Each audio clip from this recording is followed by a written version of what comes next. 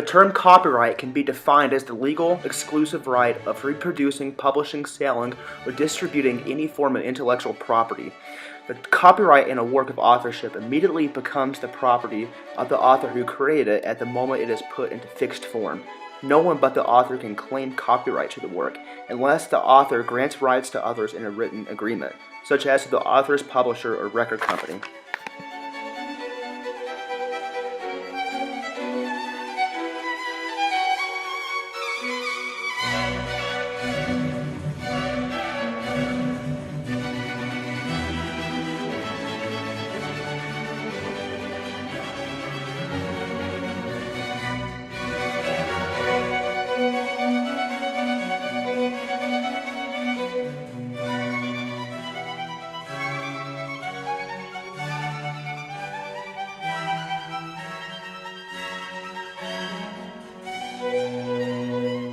In sum, copyright is a form of protection given to the authors or creators of original works of authorship, including literary, dramatic, musical, artistic, and other intellectual works. Copyright protects these original works of authorship that are fixed in a tangible form of expression. The fixed form does not have to be directly perceptible so long as it can be communicated with the aid of a machine or other device.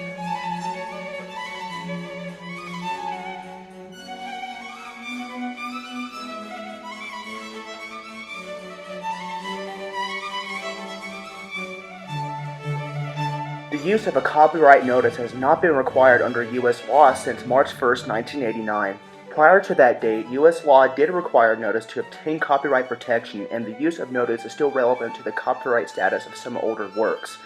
Use of notice is still important, however, because it informs the public that the work is protected by copyright, identifies the copyright owner, and shows the year that it was first sold or distributed to the public.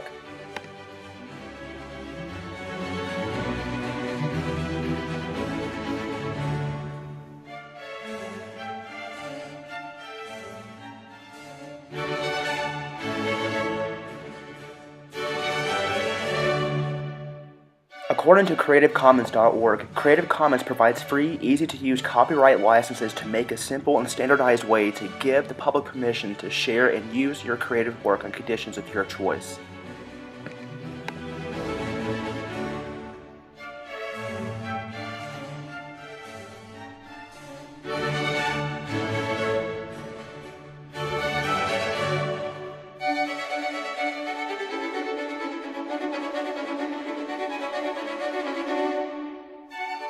Some of the most important limitations on these exclusive rights is the doctrine of fair use, a doctrine allowing limited copying of copyrighted works for educational and research purposes.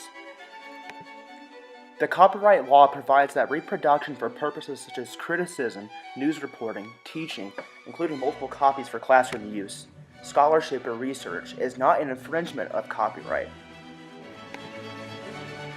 Here are some factors which courts must consider together in determining whether a particular use of a copyrighted work is permitted as fair use or an infringement of the copyright.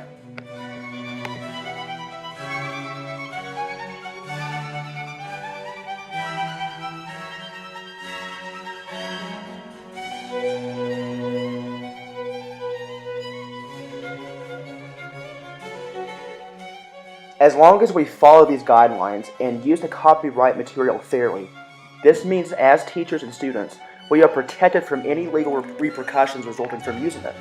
If you do not seek permission, however, or use the material in accordance with the fair use doctrine, you could be charged with copyright infringement. The consequences for copyright infringement could result in fines, imprisonment, or some combination of both.